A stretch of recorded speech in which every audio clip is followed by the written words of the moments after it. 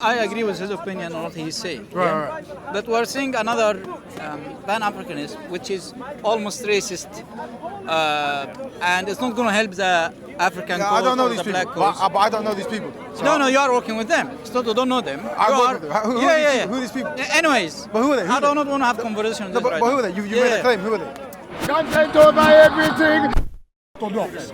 European Christianity, for its role in enslavement, the same Pan-Africanists said, why can we not likewise condemn Islam for its role in African enslavement?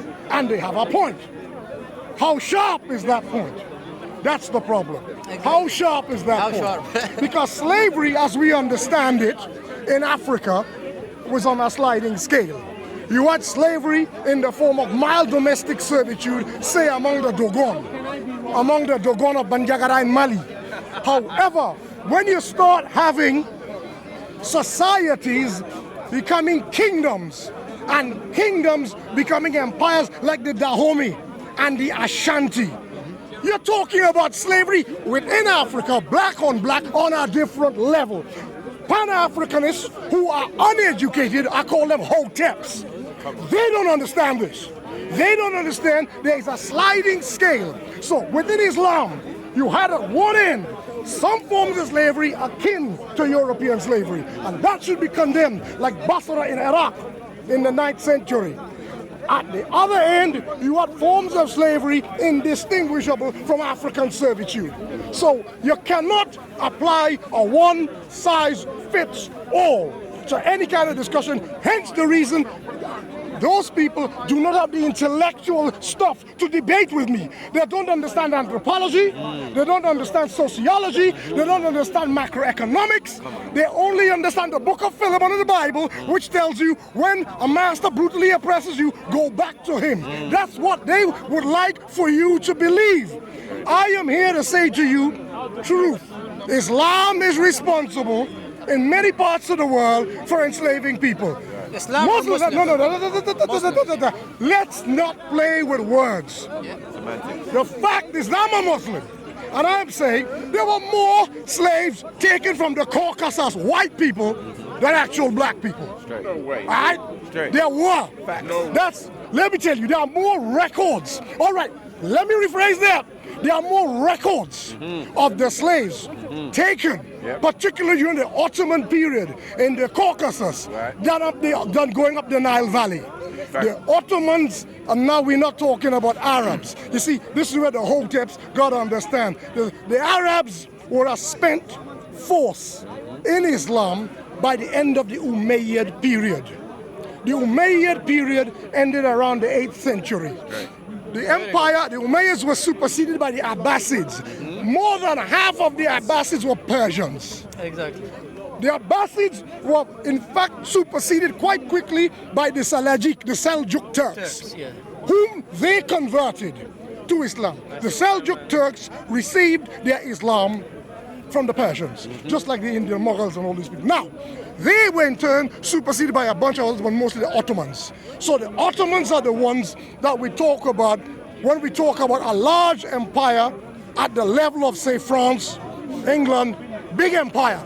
The Ottoman Empire was like a medieval yet modern empire. It had resonances of Genghis Khan, old empire, or Rome. And on the other hand, because it lasted so long, up to 1924, it has resonances of European, Western colonial input. So this is something you have to understand. So when people want to, if you want to condemn Arabs, you could condemn Arabs up to the 7th and to the Umayyad period, from the death of the Prophet to the end of the Umayyad period. After that, the Muslim Empire, or Darul Islam, if you want to call it that, was superseded, as I said, by Persians, by Turks, Seljuks, and then the Ottomans. Back to our main topic about the modern day black betterment groups. The point I'm trying to come to is a lot of black people, in their own way, are saying we are not interested in this nuance. This nuance is not relevant. Arabs enslaved us, white people enslaved us. We're supposed to hate all of them. Now I understand that sentiment, but I also believe this. If you are to have an intellectual discussion the way Chancellor Williams asked in his book, The Destruction of Black Civilization. He said, you cannot be a generalist historian. You have to be a specialist historian. You cannot apply, I'm repeating myself now, a one-size-fits-all approach to looking at slavery in Africa and then not looking at slavery beyond Africa. You have to look at African on African slavery, Arab on African slavery. You have to look at the different nuances. Now, one of the problems we have had as Africans is we have allowed people to come into the continent of Africa and have their way with us. Not all Africans. You see, I just did the generalization. So let me now dice that. The nomadic people did not tolerate that. Now I want to show you something with Africa. Forget about the hunter-gatherers. I'm going to call them placeholder names. I'm not insulting anybody. The Khoisan and the Pygmy or the Batwa. We're not talking about them. I'm not going to talk about the Maasai, the Dinka, the Oromo, the Somali, the Afar, the Garamantes. I'm talking about people who moved with herds of cattle or camels, the Bagara, people with animals. These were harder people to subdue because of the nature of their pastoral nomadic existence than settled people. If you're a settled farmer, you're going to wait for your harvest, for the crops to grow. Therefore, you are hostage to fortune. Your area can be invaded. Is he disturbing this thing you're talking, man? Is he? This is the mic. Okay. Now, what I'm trying to say is, within Africa, you had a situation where Arabs arrived. Arabs have a lot in common in terms of their original lifestyle with the Maasai, with the Dinka, with the Oromo, with the Somali. They are nomadic pastoralists. They have the same predatory mentality. So if you can accuse the Arabs of it and you want to and you're entitled to, then likewise ask yourself, how did the Tutsi get down into the interlacustrine region of Africa, a handful of Tutsi ruling all those Hutu? Until it resulted in the Rwandese genocide of 1994. The Belgians were not responsible for that. They added to it. These are unfortunate facts that we hate. The Belgians and the Germans who colonized that area, they only exacerbated what was an existing social division between a minority of Tutsi, the people who are the mobile hunter, the pastoralists, the nomads, and the Tutsi who were the sedentarists. So that sort of division that people want to make between Arab, and use it Arab in this way, and African, was already there in Africa. What the Arabs had was a religion capable of driving it forward into an empire. The Maasai did not have that. The Dinka did not have that. The Somali did not have that. The Arabs had that. Hence the reason why in a lot of cases where people were similar, like the Somali, nobody came to Somalia and imposed Islam on them. Because the lifestyle was similar. So what the point I'm trying to make here with all of this is to say the Pan-Africanists who understand, like Professor Sheikh Anta Diop, people who understand this are able to say, yes, in periods, some of the behavior of Muslims was infelicitous, was bad. But in most areas, Islam did not conquer Africa in the way the Hoteps like to put it. Why? Let me say something that's going to insult everybody here, right now. And people call me to this microphone, and I'm here to talk the truth. When the Turks, the Ottomans, remember we spoke about them just now? When they began opening up the Nile Valley, you know they used to raid slaves in the Crimea, in the Caucasus, white slaves, Circassians and Caucasians. When they had a war with the Russians, they lost that war. And they lost the ability to take slaves up there.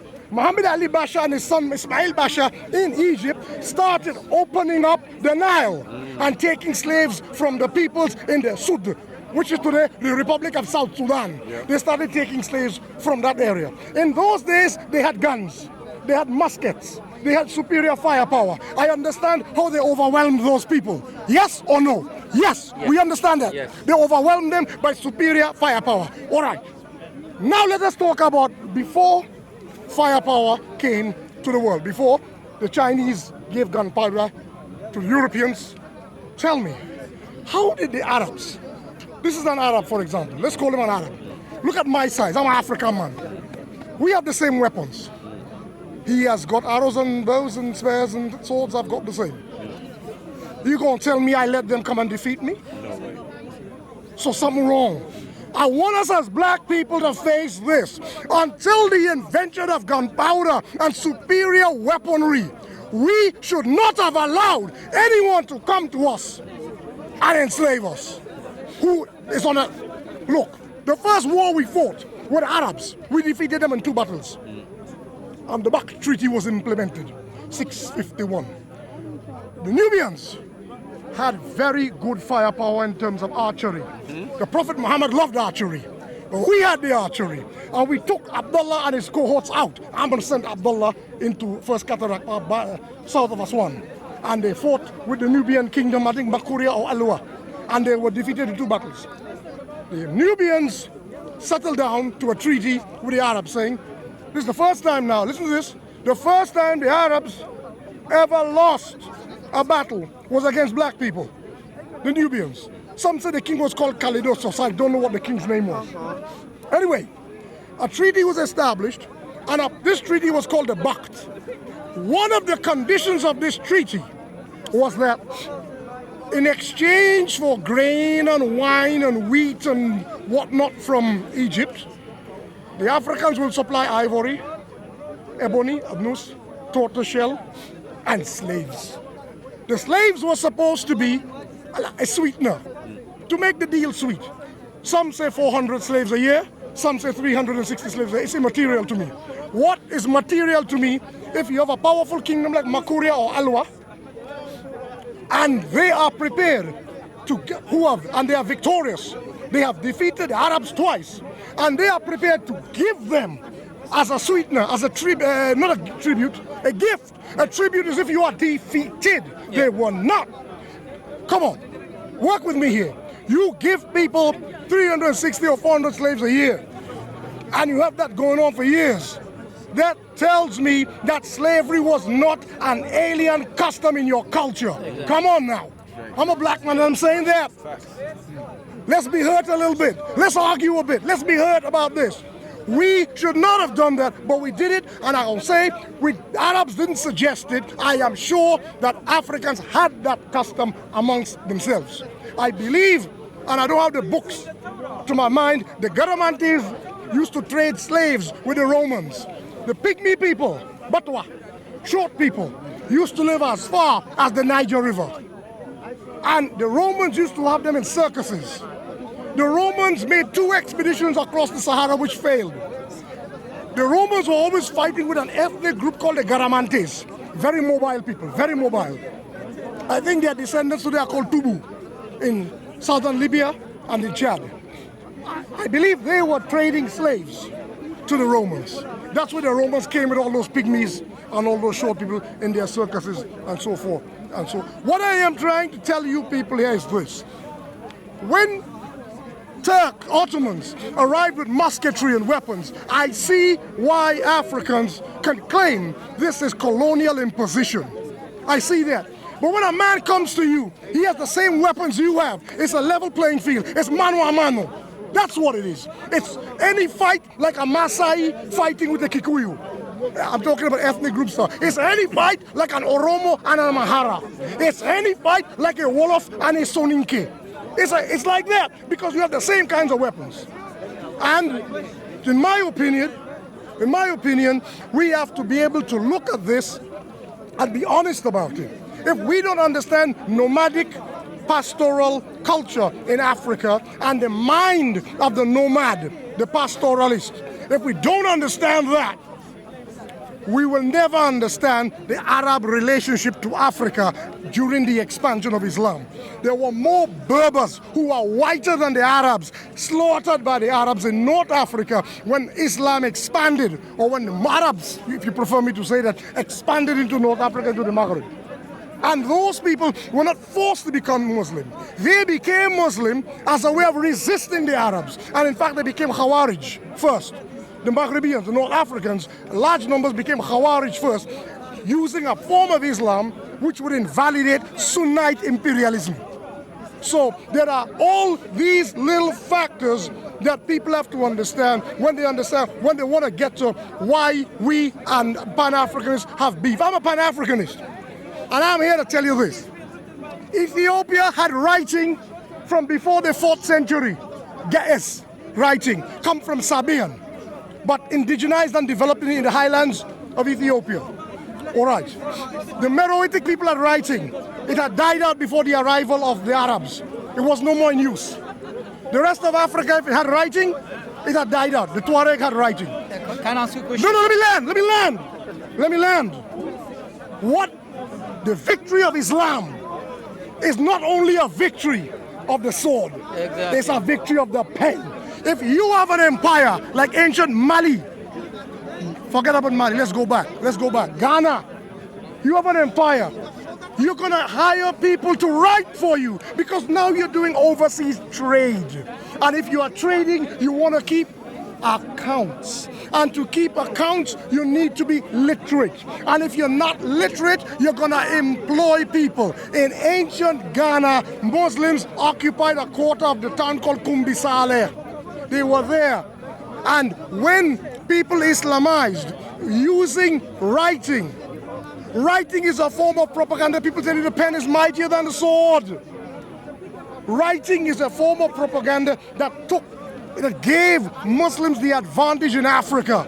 And hooray for that, say I. You need writing. Anybody tell you don't need writing? You want to keep writing like hieroglyphs just for a certain class of people? You're not educating anybody. You're controlling them. That's like mind control. I'm not saying the ancient Egyptians did that. I want to start a new fight. What I'm saying is, according to Islam, literacy was made available to all. We used to establish towns in jungles and forested areas like Kong in Ivory Coast and teach people so that without any sense of pressure, people sending their children to learn to read and write would voluntarily embrace Islam. Now the Hoteps need to understand this. If the Hoteps do not understand this, we and them gonna have beef. They need to stop YouTubing and read good books. That's it. So maybe they shouldn't be That's listening it. to me because this might be on YouTube. I don't know. Well done, I thank think you. I gotta go pray. I got more to say on this subject. I have a lot more to say. But right now, let me just We feed want to this. see counter argument. Yeah, well, my brother. No, not Raven, but anyone from the Black Betterment groups disagree with the uncle, please come. Is there and a make question? counter Is there a argument. question? No, he didn't It's have not a for you, question. it's not for But it's you. time for me to pray. It's general. We I want to gotta hear. go pray. Now, he has studied his subject. He knows how Islam has spread in Africa. If anyone says no, Islam has been spread from slave to from master to slave. Right. Anyone can prove this. Please come and make counter argument. Right. Because I believe this man is saying the truth, and I agree with most of what he said. Right, cool. Okay. I can. He's more Can I jump in one last before I go? I don't want to be misrepresented. I did say there were areas of slavery There and was, periods yes. like We're not Basra. denying this. Yes. But what I still maintain But I is was talking about Nigeria and Mali, for example. At the time of Basra, nobody had gunpowder. Yeah. Nobody, I'm sorry. I gotta be honest about my damn fool people sometimes. Nobody had gunpowder. You gonna let a little Arab man, Yemeni, they say a lot of those Arabs are Hadarim, Yemeni. You know Yemeni are small people. You gonna let a bunch of little people come and enslave your ass and take you to Iraq? You crazy? So Anyways, there was complicity on our side. That's all jokes who took Zambar were slaves. Yeah, what Talking about slavery in Islam What is I'm trying- very I don't know what this different conversation topic. What I'm trying to say is, when there were guns involved, like the Europeans and the Ottomans, I understand we were oppressed. Yeah. We were conquered by force. We were brutalized. Yes.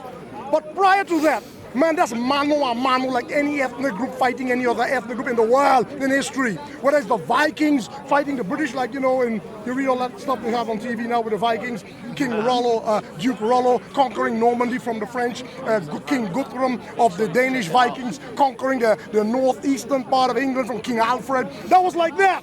That was mano a mano, equally matched weaponry, firepower, and artillery. It's a level playing field.